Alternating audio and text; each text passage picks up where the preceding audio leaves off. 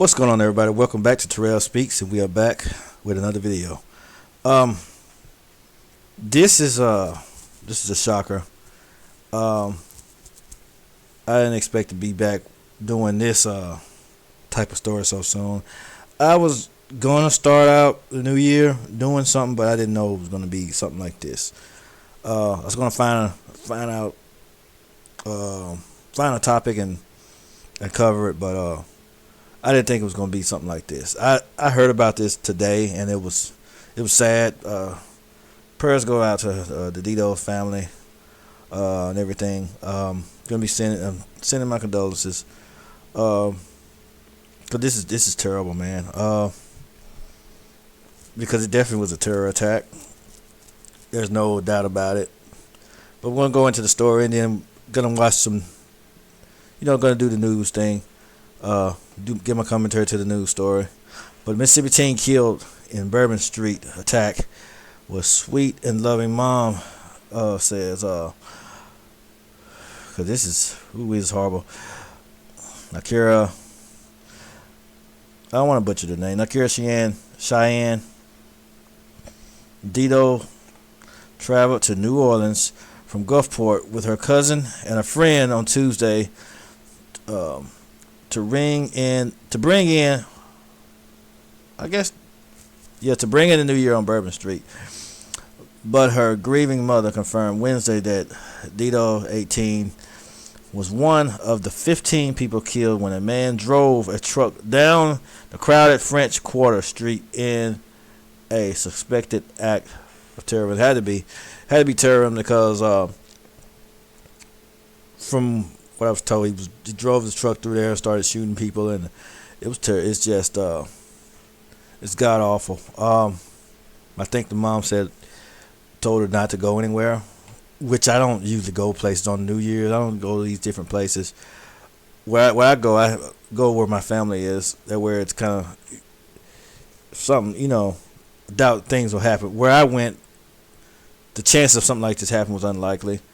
So, I just encourage people to be safe when it comes to those time of the year. 4th of July, cruising the coast, all these huge different events. You just have to be careful because when you got these large gatherings like that, you never know. You never know who's out there, who's coming out there, who's celebrating with you. Not everybody's coming to celebrate. Not everybody's coming to have fun. So you have to be careful when it comes to this, especially these larger cities, larger areas where large populations gather. You have to just be mindful. Not saying don't go nowhere, don't do anything, but just have to be mindful and be careful. Use your senses. If you have a bad feeling before you go somewhere, if other people are saying, look, I don't know about you going over here. I have a bad feeling about that. You really shouldn't go. You might want to take that in consideration too. I just want to see my baby. Melissa Adidas 40 wept. She was the sweetest person. She would give you anything. It's terrible, man. About 35 other people were injured when the suspect, identified by the FBI as a 42-year-old, I don't even want to say his name. This is weird and it's mud as far as I'm concerned. You know how I feel about that stuff. Plowed a white pickup truck through 3 blocks of Burbon St about 3:15 a.m. according to the authorities. The man shot 2 police officers before he was gunned down by law enforcement. This is just awful. He was on a mission.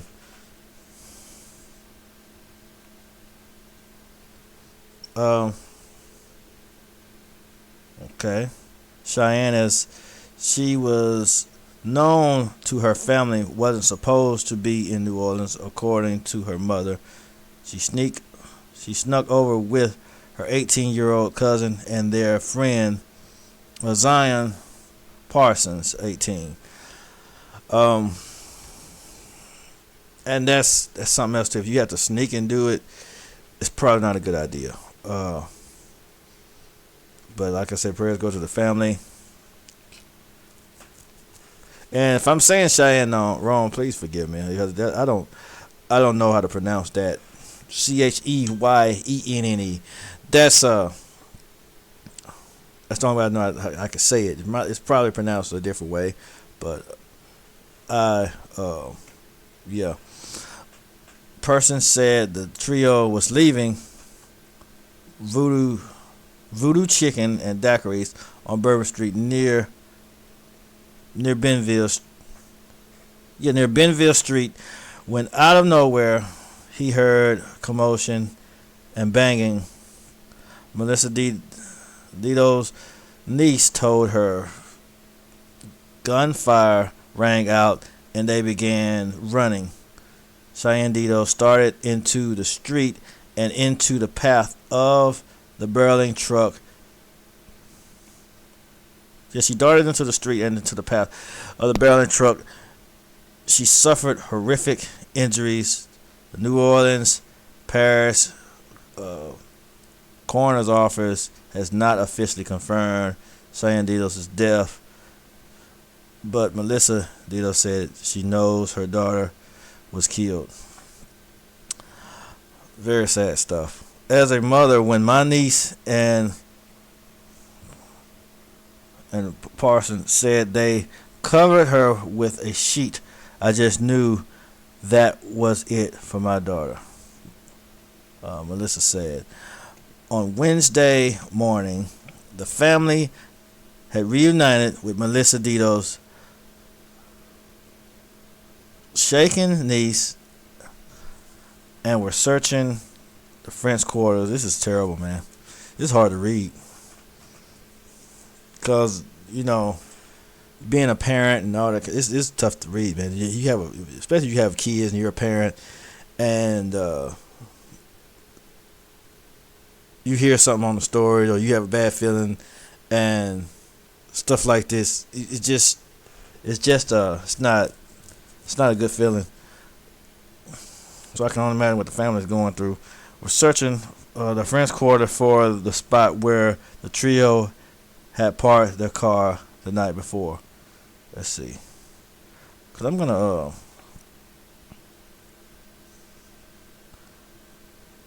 she darted into the street.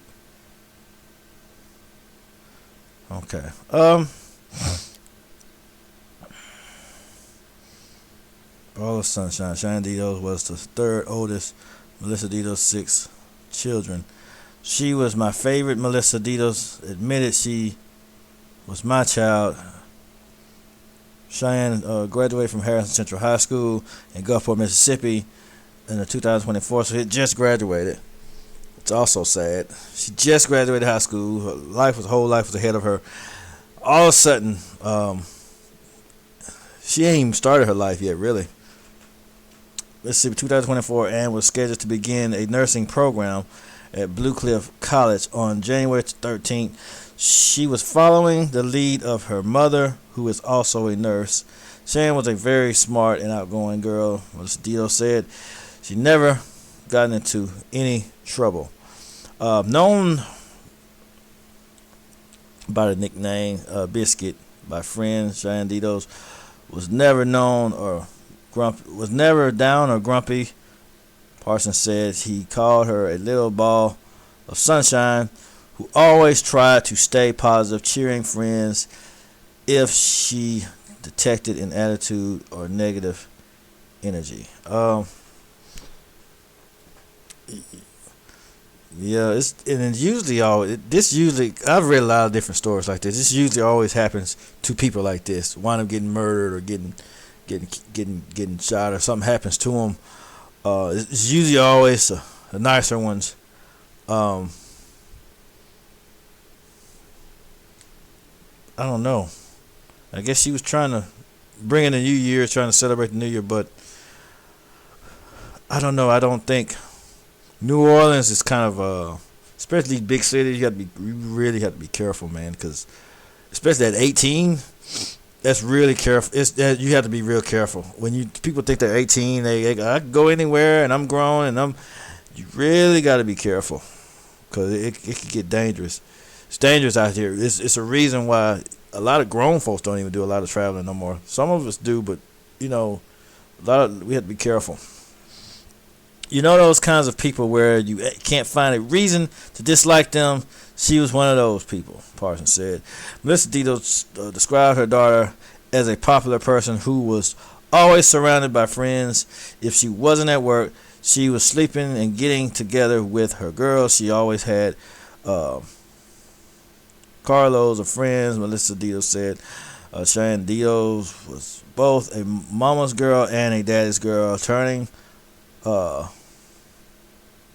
to her father, Nicholas Dito, when he was cross with her mother, but those moments never lasted long, Melissa Dito said. As Melissa Dito awaited word from law enforcement on Wednesday, she urged children and teens to listen to their parents, to share where they are going. I agree with that. I didn't even know she came over here, Melissa Dito said. No matter how good you are, how sweet you are, you can be the one that's buried. Things like this can happen, have happened, will happen. Like I said, prayers go out to the Dito's family. Melissa Dito, sorry for the loss of your daughter. And I pray God gives you comfort and healing, and that your family can move eventually, can one day move past it. Not an easy thing, but it's not an easy thing to do. Grieving is never easy, especially with something like this. Their life was taken like this, and I can't stand that kind of stuff. But I'm gonna go into the story about it. This was so we could hear some of the details. It was, trust me, it was bad. And thank you so much for joining us tonight. I'm Jonathan Martin, and we begin tonight with a live look at Burbon Street in New Orleans, where the victim death toll is now up to 14. This is after a pickup truck drove straight into crowds just hours into the new year. You can see right now there are some officers there on patrol, but other than that, the streets He started the new year off. This is a way to start out the new year, like this. are empty. Just in the last 2 hours, we also confirmed the identity of the University of Georgia student critically injured in the attack. She is Elle Isley from Fort Myers, Florida. We're told she's receiving treatment tonight at the University Medical Center there in New Orleans. Now, this story really... And the reason why I did them separate, because I just wanted to give my condolences to the Dito's family. There was a lot of other people in here that was injured. I didn't want to leave them out either. I didn't want to just make it all about her. It's a tragic event that it happened to her. It's sad that it happened to her, but I didn't want to just make it seem like she was the only victim. But I did want to give, since she was from our hometown, Gulfport, I did want to give. That's why, I gave some condolences to her. But there were a lot of other people from different areas, of course. 14 deaths actually. So condolences goes out to those families as well. But let's continue the video. Is developing. Just wanted to make that known. We have live team coverage tonight, tracking every angle for you, starting first with the very latest on the suspect behind the attack. Now, these also are brand new photos that we're going to show you first of. Is this him? The suspect, 42-year-old Shamsuddin 42-year-old mudface douchebag. Jabbar. Tonight we know he is a U.S. Army veteran born in Beaumont, Texas. We have also confirmed he has ties. And a terrible person, a terrible human being. To Atlanta, graduating from Georgia State University in 2017 with a BBA in Computer Information Systems. Authorities say Jabbar killed 14 people and left more than 30 injured tonight when he drove a rented pickup truck into a crowd of people on. And then he was planning this because he rented the vehicle. Yeah, he planned this. So now the company he rented from, they're going to get a lot of heat from it too. Even though they had nothing to do with it, but just because it's psychopath. Burbon Street, right in the French Quarter. This happened around 3:15 this morning during New Year's celebrations. We also tonight have this surveillance video showing the moments Jabbar accelerated while turning right onto Burbon Street. He died during a shootout with police right after the attack. Investigators say they found possible explosive devices in that truck as well and planted in the French Quarter. Just hours ago, I wonder if he even originated from the United States, because it sounds like he was just out for terrorism. President Joe Biden addressed the nation, confirming the FBI is investigating this attack as an act of terrorism. But mere hours before the attack, he posted videos on social media indicating that he was inspired by ISIS, expressing a desire to kill. The law enforcement and intelligence community are continuing to look for any connections, associations, or co-conspirators. I wonder if he's even part of the United States. No, FBI Atlanta is also assisting in this investigation. The suspect, as we mentioned, does have some ties to Georgia, including his time at Georgia State University from 2015 up until 2017. In fact, he was featured in a 2015 article written in the university student newspaper. Just a short time ago, 11 Alive's Cody Alcorn spoke to the journalist who interviewed Shamsuddin Jabbar. Sean Keenan is his name, and he now writes for the New York Times. And he says he, in fact, still has the suspect's contact information. When I spoke to him in 2015, I just remember a cool and collected guy. You know, a little bit distant in the way that some veterans But they could still be psychopaths, though. can be. But Being cool and collected, it was a less than memorable interview. It's just a wild predicament. I don't know how I'm supposed to feel about this. I mean, I think this is just one of the consequences of it's horrific. It's just horrific. That's how I feel about it. It's horrific. How 14 people, then you start shooting people. That's it. Just takes a lot to do something like that. Some people are just psychotic, and they don't need to be in society. I say this time and time again on a lot of my different shows that they just don't need to be in society. Hundreds of people a week for different stories.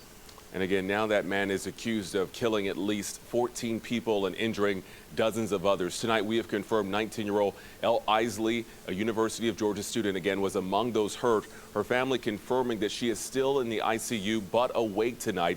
She suffered a lot of injuries. Her family says, though, she is strong, smart, and can feel all of the prayers being sent her way. I hope she makes it through it, though, because that's a lot of people weren't fortunate enough to make it through that. This is terrible. This is horrible, man. Gruesome. What a terrible way to start a new year. Now, unfortunately, as we mentioned, several people were killed in the attack. And that's one of ours. But these were the other ones that were killed. If some more, any one of these that just we send condolences to them as well. Because none of this is ever we never expect anything like this to happen until it hits home. So, just sending out continued prayers, condolences.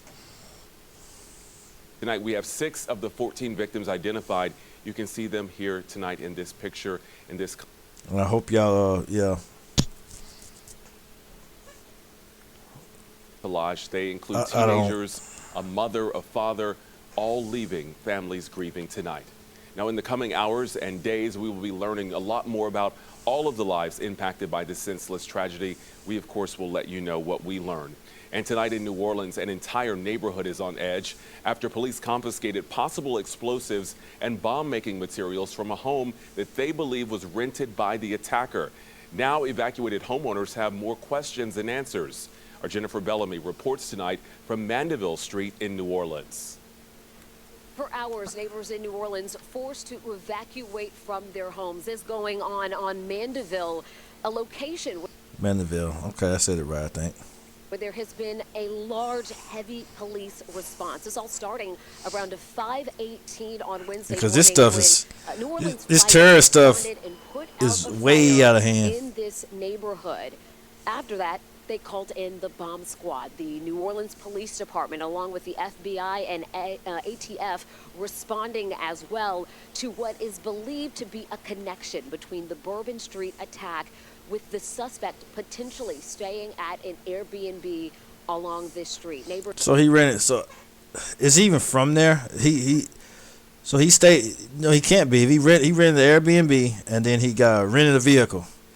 So he had all this mapped out in his mind that he was going to do this. Was he going to blow up a whole neighborhood? What was his agenda on this?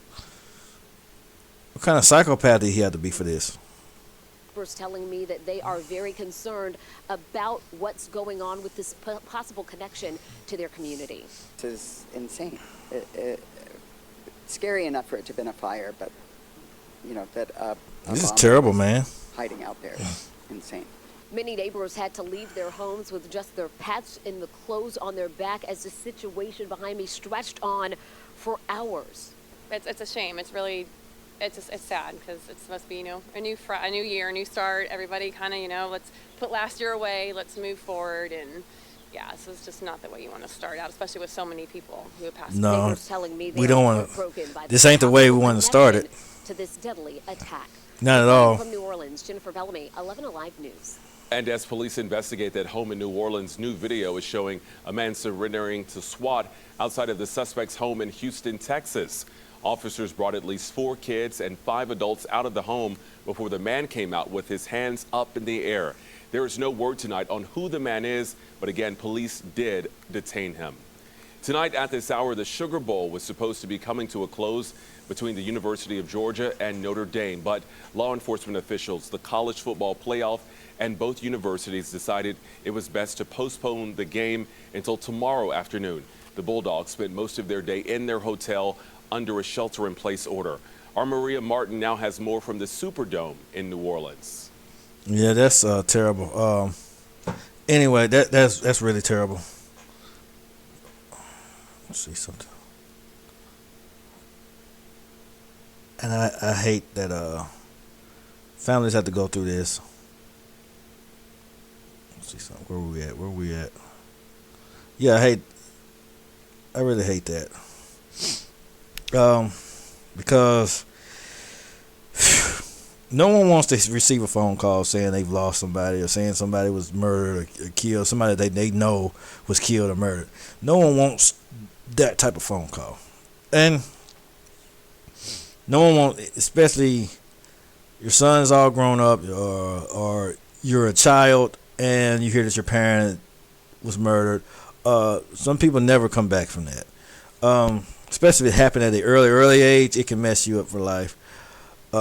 Especially if you raised your child and they grew up and this happens to them, it can mess you up. So that's like I said, that's why this type of thing deserves its own. It deserves condolences being sent out, prayers being sent out. It deserves awareness being spread. That's why I always say, if you have a bad feeling before you go somewhere, take that in consideration. If you have friends or family that are warning you about going somewhere, I would take that in consideration. If you feel convicted, things like that, if you're already there and have a bad feeling, it's not too late to leave. Things like that. If you're about to head out, something says no, you might want to go somewhere else, take a detour. It's a reason, because I've heard stories where people had a bad feeling before they went into a place. Some said, don't go in there, you don't need to go in there. They didn't go in there. Come to find out later on that the next day or something like that, some guy came in and killed everybody in there. It was at a bar. They killed everybody in there. So you don't want to be in the wrong place at the wrong time. Use all your senses. Follow that feeling that you get. You have to use all your senses because times are getting worse when it comes to, especially when it comes to stuff like this. So you have to be careful. And again, condolences, prayers go out. especially to one on in the DDoS family, and all these other families here. They're on the screen. But that's all I have for today. Thanks for tuning in to Terrell Speaks. T-Dub signing out. Catch you on the next one.